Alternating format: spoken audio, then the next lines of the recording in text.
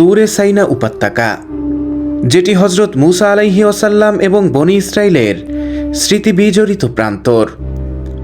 পবিত্র কুরআনে আল্লাহ তাআলা শপথ করেছেন ওয়াতুরি সিনিন।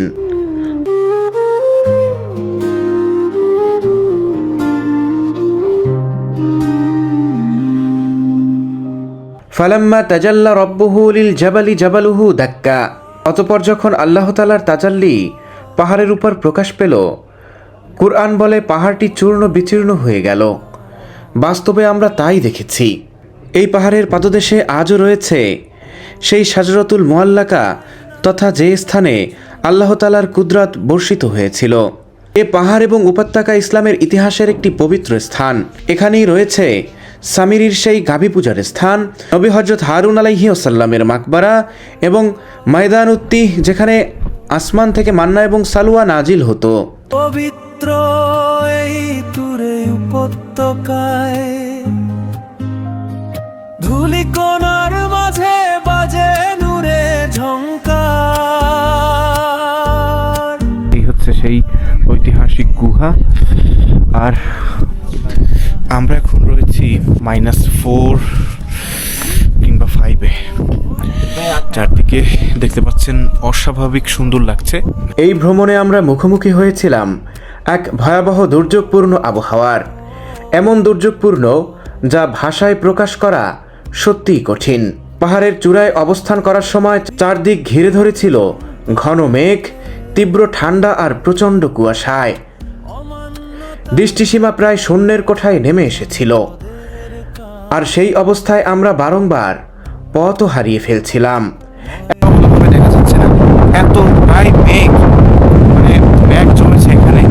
একাধিক মুহূর্তে মনে হয়েছে এটাই বুঝি শেষ, মৃত্যুর খুব কাছ থেকে কোনোভাবে প্রাণ নিয়ে ফিরে এসেছি আমরা।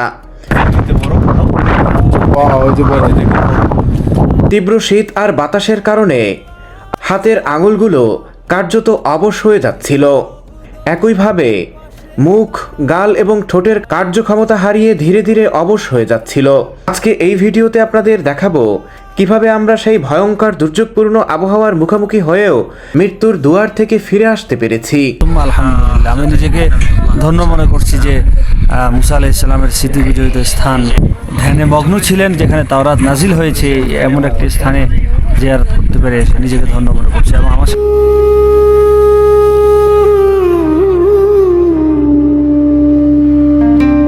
সবাইকে শুভেচ্ছা জানাচ্ছি মিশরের রাজধানী কায়রো থেকে।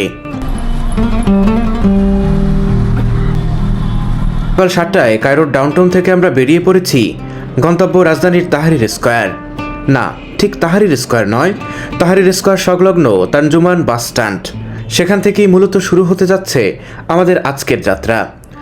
যাত্রা শুরুর আগেই বলে রাখি, মিশরের তুরে সাইনা মিশরের সবচেয়ে স্পর্শকাতর জায়গাগুলোর মধ্যে একটি, কারণ এর একদম পাশেই রয়েছে ইসরায়েলের সীমান্ত। তাই এই পথে ভ্রমণের জন্য গ্রুপের অবশ্যই সংশ্লিষ্ট মন্ত্রণালয় থেকে অনুমতি নিতে হবে। চলুন আপনাদের যেতে যেতে সব কিছু বিস্তারিত জানাচ্ছি। বন্ধুরা, অবশেষে আমরা চলে এসেছি তর্জমান বাস স্ট্যান্ডে।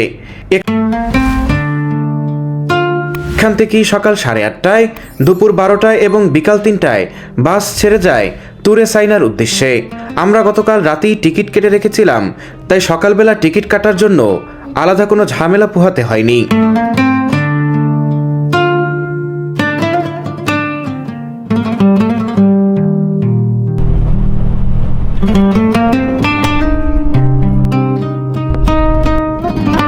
আল্লাহর অশেষ মেহেরবানিতে আমরা রওনা দিয়েছি। ব্যক্তিগতভাবে গাড়ি নিয়ে ভ্রমণ করতে চাইলে কিংবা বড় গ্রুপের জন্য সংশ্লিষ্ট স্বরাষ্ট্র মন্ত্রণালয় থেকে অনুমতি নিতে হবে। বিশেষ করে যারা আলাদা গাড়ি ভাড়া করে আসতে চান তাদের জন্য অনুমতি নেওয়া আবশ্যক। তবে যারা স্থানীয় পরিবহন ব্যবহার করে আমাদের মতো যেতে চান তাদের অনুমতির প্রয়োজন নেই।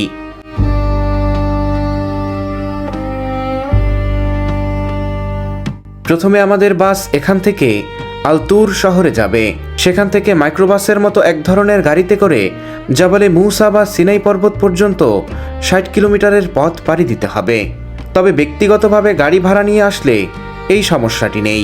প্রয়োজনীয় কাগজপত্র যেমন পাসপোর্ট ও ভিসার কপি সঙ্গে রাখলেই চলবে। আর অবশ্যই মনে রাখতে হবে এটি একটি সংবেদনশীল এলাকা। এখানে বারংবার বিভিন্ন নিরাপত্তা পরীক্ষা করা হয়, তাই কোনো রকমের বিরক্তি প্রকাশ করা যাবে না। নিরাপত্তা নিশ্চিত করতে তাদের সহযোগিতা করতে হবে। আর যারা আলাদা গাড়ি ভাড়া করে আসতে চান তাদের জন্য অনুমতি পাওয়া খুবই সহজ, তেমন জটিল নয়। তবে ব্যক্তিগত গাড়িতে করে আসতে পারলে অনেক সময় এবং এনার্জি সাশ্রয় হয়, কিন্তু আমাদের মতো স্থানীয় পরিবহন ব্যবহার করলে কিছুটা সময় সাপেক্ষ ব্যাপার। বাস চলতে চলতে রাজধানী কায়রোকে পিছনে ফেলে আমরা এগোচ্ছি ঐতিহাসিক সুইস টানেলের দিকে। যতই সামনে এগোচ্ছি পাহাড় ও পাহাড়ি উপত্যকার সৌন্দর্য ততই আমাদের স্বাগত জানাচ্ছে। সামনে রয়েছে সুইস খাল, যা মূলত আফ্রিকাকে এশিয়ার সঙ্গে যুক্ত করেছে। এটি একসাথে ইউরোপ, এশিয়া ও আফ্রিকার গুরুত্বপূর্ণ বাণিজ্যিক পথ। এটির মাধ্যমেই প্রতি বছর মিশর তার মোট জিডিপির প্রায় 5% আয় করে থাকে। আর এই এলাকা পার হয়ে আমাদের সিনাই পর্বতমালার আমাদের সেই কাঙ্ক্ষিত জবালে মুসায় পৌঁছাতে হবে।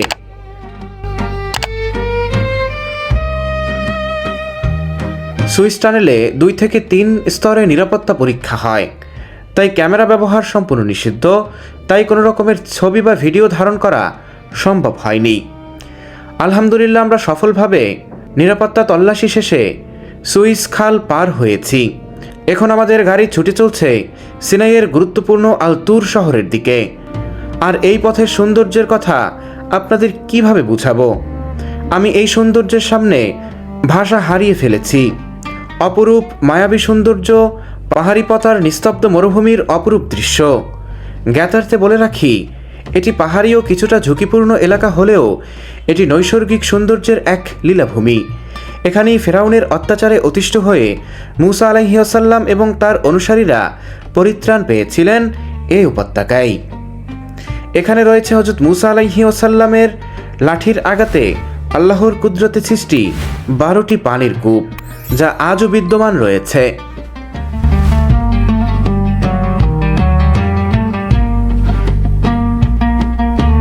পথ চলতে চলতে আমরা পৌঁছে গেলাম তুরে সাইনা উপত্যকার আল তুর শহরের কাছাকাছি।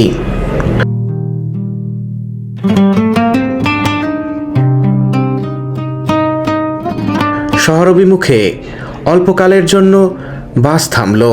এখানেই আমরা যথাযথভাবে জোহরের নামাজ আদায় করলাম এবং দুপুরের খাবারও সেরে নিলাম। এরপরে আবারও চলতে শুরু করলাম অপরূপ মায়াবী পাহাড়ি উপত্যকার পথ ধরে।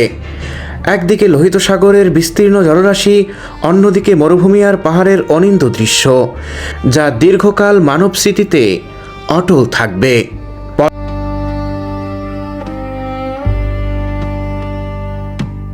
পরন্ত বেলায় আমরা পৌঁছে গেলাম পবিত্র সিনাই উপত্যকার আল তুর শহরে। এখানেই আমরা একটা স্থানীয় ট্যাক্সি ভাড়া করে রওনা হলাম মাইক্রোবাস স্ট্যান্ডের দিকে।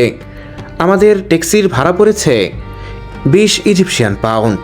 মাইক্রোবাস স্ট্যান্ডে আমরা আসর এবং মাগরিবের নামাজ আদায় করলাম এবং মাগরিবের নামাজ শেষে আমাদের মাইক্রোবাস আবারও যাত্রা শুরু করবে জাবালে মুসা তথা সেন্ট ক্যাথরিনের উদ্দেশ্যে।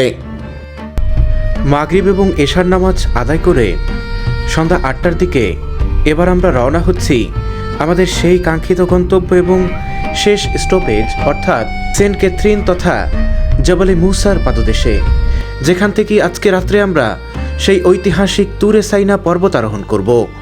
যথার্থে বলে রাখি, পবিত্র সাইনা উপত্যকার আল তুর শহর থেকে জবালে মুসার মধ্যবর্তী দূরত্ব 60 কিলোমিটার। স্থানীয়ভাবে মিনি মাইক্রোবাসে করে যেতে প্রায় 1.5 থেকে 2 ঘন্টা সময় লাগবে এবং ভাড়া পড়েছে 200 ইজিপশিয়ান পাউন্ড।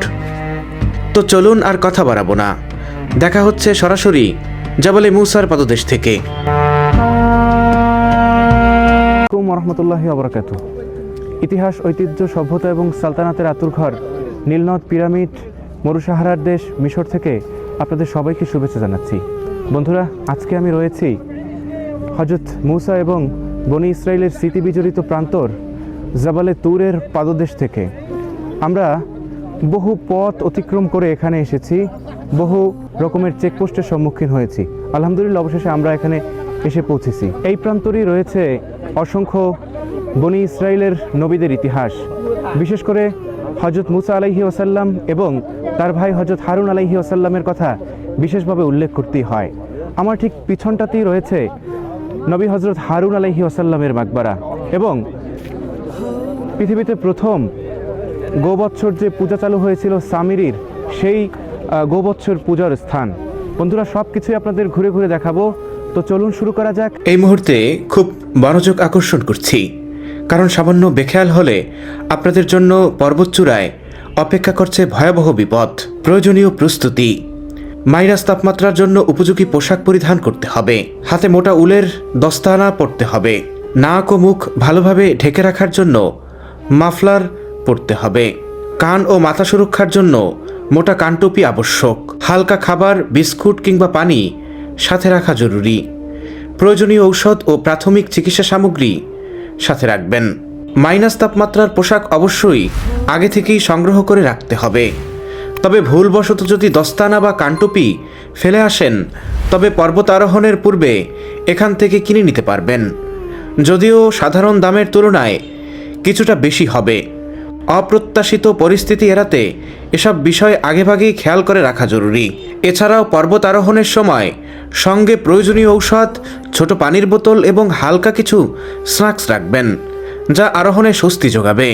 দ্বিতীয় পর্যায়ে আপনি একজন হন কিংবা একাধিকজন, অবশ্যই আপনাকে একজন মিশরীয় গাইড নিতে হবে। এটি বাধ্যতামূলক এবং বিপদ এড়াতে জরুরি, কারণ এই পাহাড়ি উপত্যকায় সামান্য ভুল হলেই জীবননাশের ঝুঁকি রয়েছে। গাইড বাবদ দিতে হবে 800 ইজিপশিয়ান পাউন্ড। এবার চলুন হিসাব করে দেখি কায়রো থেকে পর্বত আরোহণ পর্যন্ত জনপ্রতি আমাদের কত খরচ হয়েছে। কায়রো থেকে আলতুর পর্যন্ত বাস ভাড়া 350 ইজিপশিয়ান পাউন্ড। আলতুর থেকে জাবালে মুসা পর্যন্ত মাইক্রোবাস ভাড়া 200 ইজিপশিয়ান পাউন্ড। ভ্রমণ গাইড জনপ্রতি 200 ইজিপশিয়ান পাউন্ড। মোট জনপ্রতি খরচ হয়েছে 750 ইজিপশিয়ান পাউন্ড। যদিও ব্যক্তিগত খরচ, নাস্তা এগুলো বাদেই এই হিসাব। একটি বিষয় মনে রাখবেন, রাত 12টা কিংবা 1টার দিকেই পর্বত আরোহণের উপযুক্ত সময়, কারণ উপরে যেতে যেতে প্রায় শেষ রাত হয়ে যায় এবং ভোরে খুব দ্রুত নেমে আসা যায়। এর আগে রওনা দিলে তীব্র ঠান্ডার কারণে বড় ধরনের দুর্ঘটনা ঘটার আশঙ্কা রয়েছে। এবার আমাদের সকল প্রস্তুতি সম্পন্ন, গাইড ঠিক করা হয়েছে এবং স্থানীয় পুলিশ স্টেশনে নাম এবং মোবাইল নাম্বার এন্ট্রি করা হয়েছে। এবার চলুন চা পান করেই যাত্রা শুরু করব।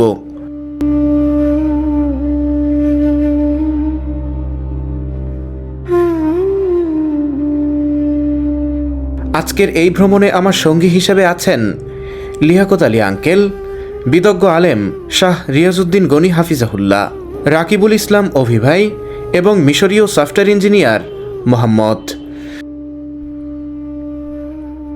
বন্ধুরা, সব কিছু ছাপিয়ে আল্লাহর নামে জাবালে মুসা পর্বত আরোহণের জন্য যাত্রা শুরু করছি। সুবহানাল্লাযী সাখখারা লানা হাযা ওয়া মা কুন্না লাহু মুকরিনিন ওয়া ইন্না ইলা রাব্বিনা লামুনকালিবুন। আমরা ঠিক 40 মিনিট ট্রেকিং করার পরে আমরা 1.5 কিলো অর্থাৎ 1.5 কিলো জায়গা আসছি। তো এখানে সবাই বিশ্রাম নিচ্ছি। এখনও প্রায় 6 কিলো বা 5.5 কিলো জায়গা বাকি আছে। তো দেখা যাক কি হবে। তো এতটুকু উঠতেই প্রথম দিকে, তো অনেকদিন পরে পাহাড় ট্রেকিং, আসলে খুব কষ্ট হচ্ছে। আমরা যেভাবে ভেবেছিলাম যে খুব বেশি শীত লাগবে, সেটি না। আস্তে আস্তে আমরা যখন ট্রেকিং শুরু করলাম তখন আস্তে আস্তে কিন্তু আমাদের ঘামতে শুরু করলো এবং শীত কিছুটা কম লাগতে। হ্যাঁ, এখন আমরা আসলে আমাদের উপরে যে চাদর ছিল চাদর খুলে ফেলছি, কানটুপি ছিল সেটাও খুলে ফেলছি। আঙ্কেল, কি অবস্থা, কেমন? আলহামদুলিল্লাহ, কষ্ট হচ্ছে, তারপরে শুকরিয়া আল্লাহর কাছে যে আল্লাহ নির্দিষ্ট লক্ষ্যে আমাদের পৌঁছাবে। আমরা আল্লাহর কাছে সাহায্য প্রার্থী, আল্লাহ আমাদের সহজ করে দেব ইনশাআল্লাহ। আল্লাহুম্মা আমিন। আল্লাহ। তো এখানে সবাই আছে মোটামুটি। ভাই, রিভিউ নেই, কি অবস্থা ভাই? ভাই অবস্থা খুব খারাপ। মাত্র খুব সময় 1 কিলোমিটার উঠছে, রাইট? 1.5 কিলো। অবস্থা খুব খারাপ, এখনো 6 কিলোমিটার মতো বাকি। 5.5 থেকে 6 অ্যাপ্রক্স। দেখা যাক আল্লাহ পাক কতটুকু উঠাইতে পারে আমাদেরকে। আল্লাহ শক্তি দেখ, আল্লাহ শক্তি দেয় এত সুন্দর জিনিসটা দেখার জন্য। হ্যাঁ হ্যাঁ হ্যাঁ, আমরা এখন একটা টি স্টলে আছি। এখানে বিস্কুট এবং বিভিন্ন রকমের স্ন্যাক্স আইটেম এখানে বিক্রি করছে। এই যে পানি রয়েছে। ময়া ক্যাম সবাই عشرين وريد بول 150 اللي لو اخوي فوق আচ্ছা হুজুর কি অবস্থা? আলহামদুলিল্লাহ, একটু কষ্ট তো হচ্ছে, তারপরও অন্তরে ফিলিংস আসতেছে যে আমরা নবী মুসা আলাইহিস সালামের সেই গুহাতে আমরা যাচ্ছি, যেখানে আল্লাহ তাআলা আমার সাথে কথা বলেছেন। এটা খুবই কষ্টের মাঝেও আনন্দ, আর কিছুই না। আলহামদুলিল্লাহ, আলহামদুলিল্লাহ। আমরা যেন উঠতে পারি সেই দোয়া থাকলে সবাই কাছে। حبيبي مصري كيف الحال دلوقتي؟ الحال زي الفل. بنجلاديش براذرز دوينج فيري جود. شكرا. Are you tired? لا خالص. قليلا. এরকম করেই প্রত্যেক 1 কিলো কিংবা 1.5 কিলোর মাথায় টি স্টল রয়েছে। সবগুলো টি স্টল পেরিয়ে আমরা এখন রয়েছি একদম শেষ টি স্টলে। এরপর থেকে খাড়া এবং বিপজ্জনক সিঁড়ি শুরু হবে এবং এটাই হচ্ছে সর্বশেষ টি স্টল বা রেস্ট নেওয়ার জায়গা। বন্ধুরা, আমরা এখন তুরিসাইনার যে সামিট পয়েন্ট, সেই সামিট পয়েন্টের এক ধাপ আগে, মানে সর্বশেষ যে দোকান সেখানে আছি। এটা একটা টি হাউস এবং এদিক থেকে পাহাড়গুলো দেখা যায়, যদিও রাত্রেবেলা শুধু অন্ধকার। এবং এখানে চা কফি খাওয়া যাবে। পাশাপাশি আমার আশেপাশে দেখতে পাচ্ছেন সব বিভিন্ন দেশের মুদ্রা, বিভিন্ন মানুষের ছবি বা বিভিন্ন ট্রাভেল এজেন্সির বিলবোর্ড এখানে মানে স্মৃতি হিসাবে রেখে গেছে। এছাড়া এটাই হচ্ছে, আমি এখন যেখানে অবস্থান করছি, এটাই হচ্ছে সর্বশেষ মানে টি হাউস। এরপরেই মূলত খাড়া এবং বিপজ্জনক যে সিঁড়িগুলো সেগুলো শুরু হবে, যেগুলোর আশেপাশে কোনো ব্যারিয়ার নেই।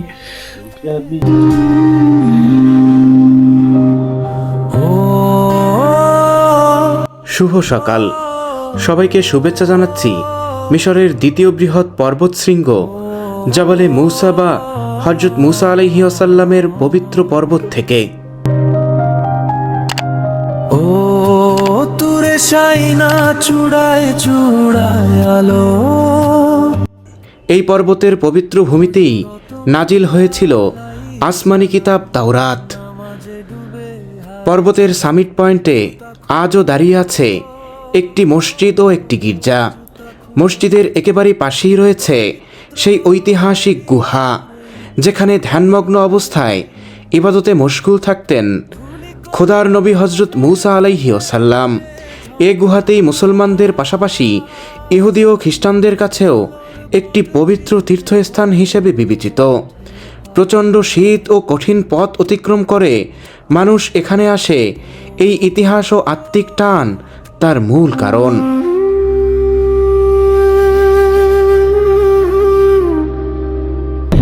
তো আর এদিকটাতেই রয়েছে ঠিক আমাদের সেই কাঙ্ক্ষিত স্থান, যে স্থানে হযরত মূসা আলাইহিস সালাম ইতিকাফ পালন করেছিলেন 10 দিন। এরপরে আল্লাহ তাআলা আরও সময় বৃদ্ধি করলেন 40 দিন এবং এখানে তার প্রতি তাওরাত কিতাব নাজিল হয়েছে। আর দেখুন কত সুন্দর লাগছে। এই যে দেখুন, এখান থেকে কত সুন্দর লাগছে সূর্যোদয়ের সেই অসম্ভব সুন্দর দৃশ্য। আর আমরা কিন্তু এখন মাইনাস টেম্পারেচারে রয়েছি। তো দেখুন, এটাই হচ্ছে জাবালে মূসা এবং এটাই হচ্ছে একদম সর্বোচ্চ সামিট পয়েন্ট। বন্ধুরা, এদিকটাতে রয়েছে হচ্ছে মসজিদ। আপনাদেরকে দেখিয়েছিলাম যে মসজিদের যে অংশ, সেই অংশ এখান থেকে দেখা যাচ্ছে যে মসজিদ। দেখুন অন্তরে এই যে হচ্ছে মসজিদ, এখানে মুসলমানরা ইবাদত বন্দেগী করে থাকে। এই হচ্ছে মেহরাব, এখানে দাঁড়িয়েই ইবাদতবন্দি করে থাকে। এখানে বেশ কিছু কোরআন রয়েছে। এই যে দেখুন কত সুন্দর একটা মসজিদ। এই যে এখান থেকে 2টা জানালা আছে, যদিও ওইগুলো বন্ধ। অনেক অনেক ঠান্ডা, এত ঠান্ডায় এই জানালাগুলো খুললে হয়তো মরেই যাব।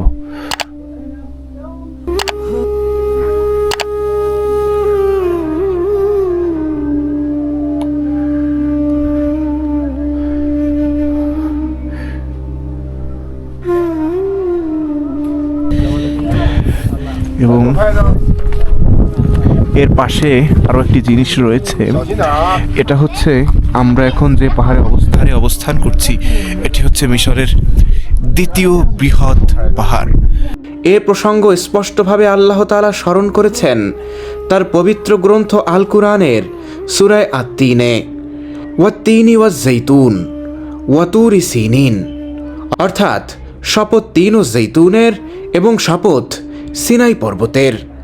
বর্তমানে আমরা অবস্থান করছি প্রায় -5 ডিগ্রি সেলসিয়াস তাপমাত্রায়। শীতের তীব্রতায় শরীরে তীব্র অস্বস্তি সৃষ্টি করছে। চারপাশে ঘন মেঘের আনাগোনা, মনে হয় যেন মেঘ আমাদের ভাসিয়ে নিয়ে যাবে অন্য আর এক পর্বত শৃঙ্গে। এখানে কখনো সূর্যের তীব্র আলো, আবার মুহূর্তেই মেঘের চাপে নেমে আসে গভীর অন্ধকার। আলো আধারির এই লুকোচুরি চলতেই থাকে পর্বতচূড়ার আকাশ জুড়ে। এই গুহাতেই হযরত মুসা আলাইহিস সালাম 40 দিন ইতিকাফ পালন করেছিলেন। ইবাদত ও ধ্যানে নিমগ্ন থেকে আল্লাহর সান্নিধ্যে কাটিয়েছেন সময়। ইসলামী বর্ণনা অনুযায়ী পবিত্র মেরাজের রজনীতে মহানবী হযরত মুহাম্মদ সাল্লাল্লাহু আলাইহি ওয়াসাল্লাম এখানে যাত্রাবিরতি করে 2 রাকাত নামাজ আদায় করেছিলেন। আর এখানেই হযরত মুসা আলাইহি ওয়াসাল্লাম কালামুল্লাহ তথা সরাসরি কথোপকথনের সুযোগ লাভ করেন। আমরা কিন্তু ধীরে ধীরে নামছি এর অভ্যন্তরে। এই যে দেখতে পাচ্ছেন সরু এই জায়গা, এই যে সরু এই জায়গাটিতেই তাওরাত কিতাব নাজিল হয়েছে। এবং দেখুন এখানে কিন্তু সম্ভবত খ্রিস্টানরা তাদের ধর্মবিশ্বাস অনুযায়ী এখানে লেখাগুলো এখানে দিয়ে পুড়িয়ে দেয়। এই যে দেখুন লেখাগুলো এখানে রেখে যে প্রার্থনা সেটা লেখে এরপরে পুড়িয়ে দেয়, এটা তাদের মনোবাসনা পূরণ করার জন্য। আর দেখুন এখানে কিন্তু ছোট্ট একটা মেহরাবের মতো রয়েছে, হয়তো এখানে বসেই নবী হযরত মুসা আলাইহিস সালাম ধ্যানমগ্ন ছিলেন 40 দিন এবং ইতিকাফ পালন করেছিলেন। আমি এখন যেখানে অবস্থান করছি ঠিক এখানেই নবী হযরত মুসা আলাইহিস সালাম 40 দিন ইতিকাফ পালন করেছেন। এবং আমি যে পাথর ছুঁয়ে দেখছি এখানেই তারা ইতিকাফ পালন করেছেন এবং এখানেই কিন্তু হযরতে জিবরাইল আলাইহিস সালামের আগমন ঘটেছিলেন। এই যে গুহাতে, এই গুহাতে বসেই কিন্তু তাওরাত কিতাব নাজিল হয়েছিল। আমরা সেই ঐতিহাসিক হযরত মুসা আলাইহিস সালাম এবং তাওরাত নাজিলের স্মৃতি বিজড়িত সেই গুহার অভ্যন্তরে থেকে আপনাদেরকে দেখানোর চেষ্টা করছি। আসলে আমি নিজেও খুব ভাগ্যবান মনে করছি এই গুহায় আসতে পেরে, এবং আরও সৌভাগ্যবান মনে করছি যে অন ক্যামেরায় এই জায়গাগুলো আপনাদেরকে দেখানোর জন্য। দেখতে পাচ্ছেন এইখানেই হয়তো হযরতে মুসা আলাইহিস সালাম অবস্থান করেছিলেন। দেখুন দেখুন এই যে আমরা এখন উঠে যাচ্ছি উপরের দিকে।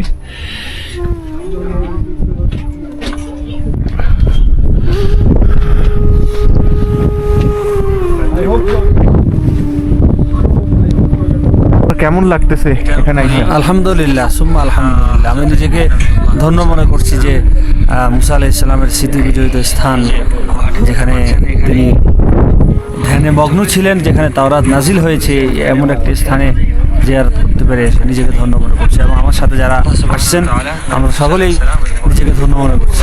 আলহামদুলিল্লাহ। আমরা নেমে যাচ্ছি, উপরটাতে সব মেঘের আস্তরণ, একদম মেঘে ঢেকে গেছে। জাবালে মুসার সর্বোচ্চ শৃঙ্গ এবং আশেপাশে যত পাহাড় আছে সব একদম মেঘে ঢেকে আছে।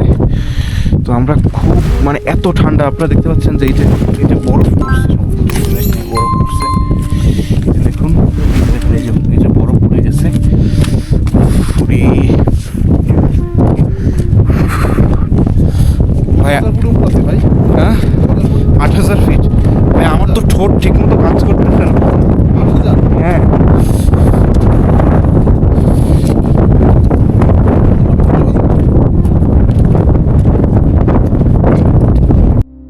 নামার পথেই আমরা মুখোমুখি হয়েছি এক ভয়াবহ দুর্যোগপূর্ণ আবহাওয়ার। এমন দুর্যোগপূর্ণ যা ভাষায় প্রকাশ করা সত্যিই কঠিন। পাহাড়ের চূড়ায় অবস্থান করার সময় চারদিক ঘিরে ধরেছিল ঘন মেঘ, তীব্র ঠান্ডা আর প্রচণ্ড কুয়াশায়। দৃষ্টিসীমা প্রায় শূন্যের কোঠায় নেমে এসেছিল, আর সেই অবস্থায় আমরা বারংবার পথও হারিয়ে ফেলছিলাম। ভালোভাবে দেখা যাচ্ছে না, এতটাই মেঘ, মানে মেঘ জমেছে এখানে। এইগুলি করেন না, এই জায়গাটা কিন্তু রিস্কি। একাধিক মুহূর্তে মনে হয়েছে এটাই বুঝি শেষ, মৃত্যুর খুব কাছ থেকে কোনোভাবে প্রাণ নিয়ে ফিরে এসেছি আমরা।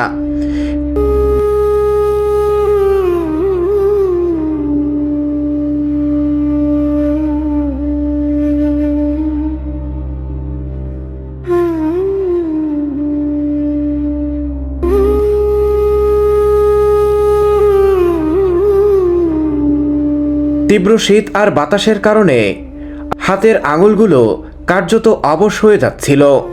একইভাবে মুখ, গাল এবং ঠোঁটের কার্যক্ষমতা হারিয়ে ধীরে ধীরে অবশ হয়ে যাচ্ছিল। আজকে এই ভিডিওতে আপনাদের দেখাবো কিভাবে আমরা সেই ভয়ঙ্কর দুর্যোগপূর্ণ আবহাওয়ার মুখোমুখি হয়েও মৃত্যুর দুয়ার থেকে ফিরে আসতে পেরেছি।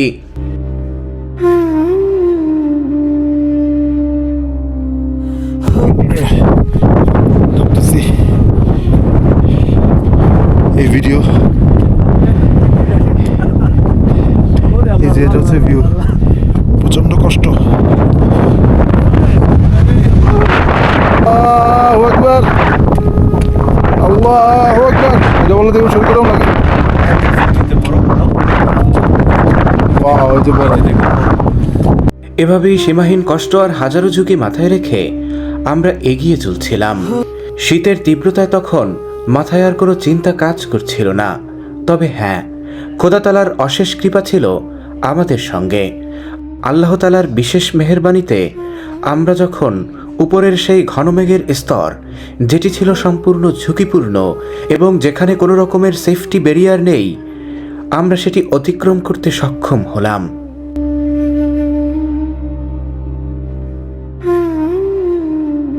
ঠিক তখনই ঠান্ডার তীব্রতা কিছুটা কমতে শুরু করলো, আর সেই মুহূর্তেই চোখে পড়ল এক অতি পবিত্র স্থান।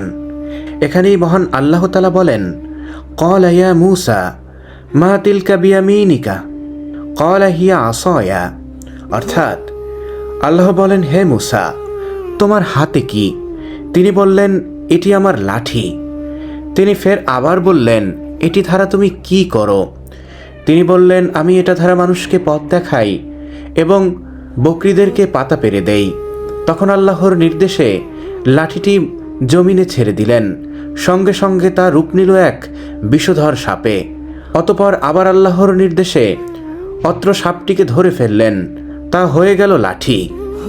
ঐতিহাসিক বর্ণনা মতে এই ঘটনাটি সংঘটিত হয়েছিল জাবালে মূসার এই প্রান্তরেই, যেখানে আজও ভূমির উপরে দাঁড়িয়ে থাকা দুটি চিরসবুজ বৃক্ষ দর্শনার্থীদের দৃষ্টিতে শোভা পায়।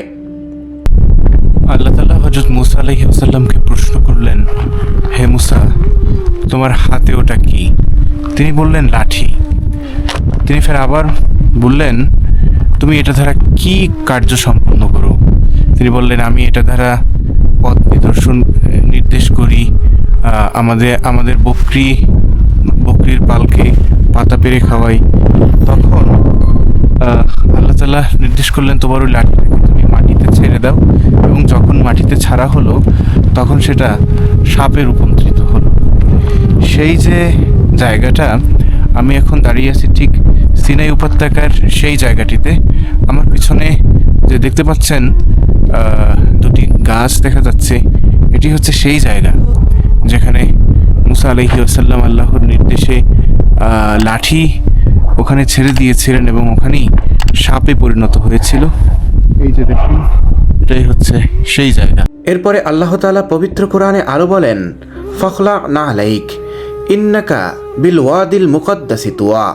অর্থাৎ, হে মূসা, তোমার পায়ের জুতা খুলে ফেলো, নিশ্চয়ই তুমি এখন পবিত্র তুয়া উপত্যকায় অবস্থান করছ।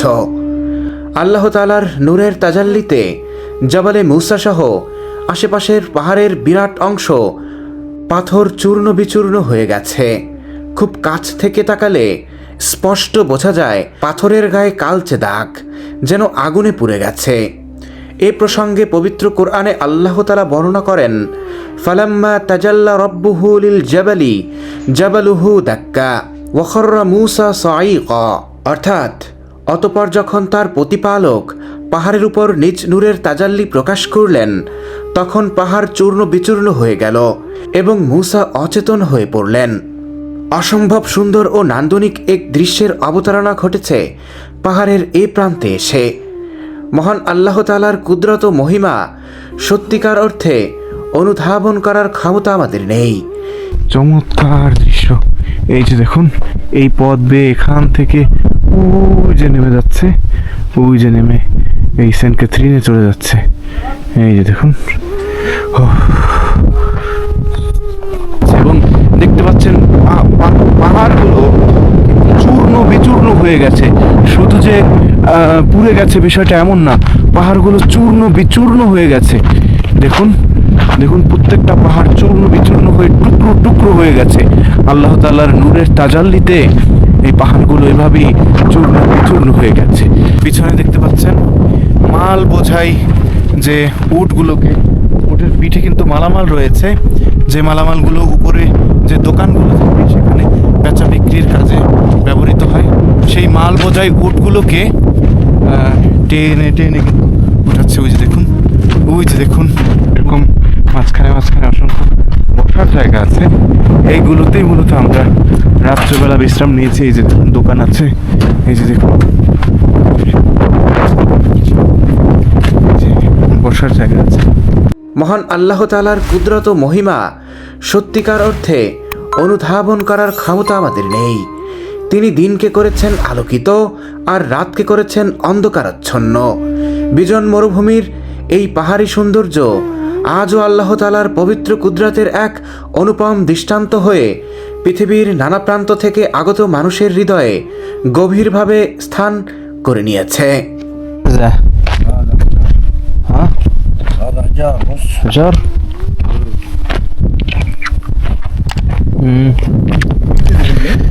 অদ্ভুত এক ধরনের পাথর, ভিতরে একটু চকচক করে। ما اسمه هذا الحجر؟ كوارتز. قبل موسى بكم دي؟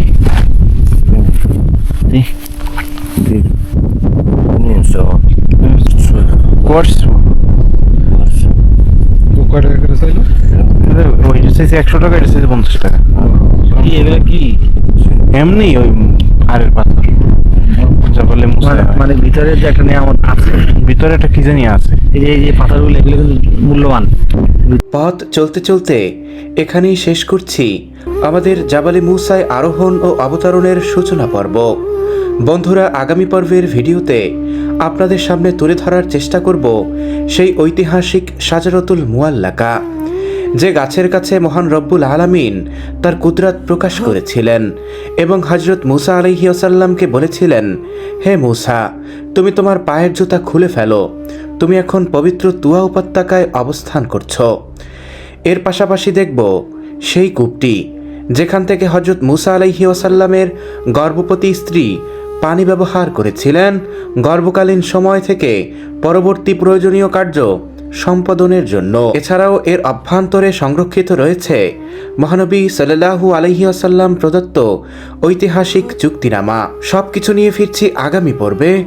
দেখার জন্য রইল আপনাদের প্রতি অগ্রিম আমন্ত্রণ।